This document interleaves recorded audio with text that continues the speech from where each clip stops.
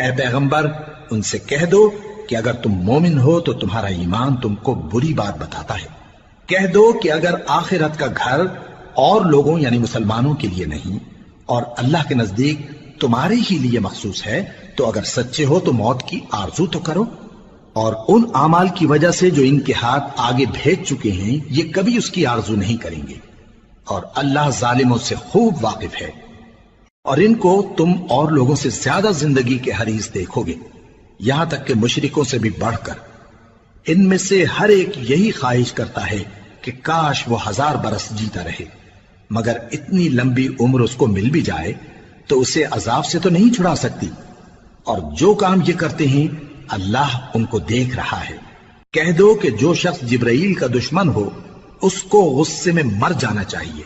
کیونکہ اس نے تو یہ کتاب اللہ کے حکم سے تمہارے دل پر نازل کی ہے جو پہلی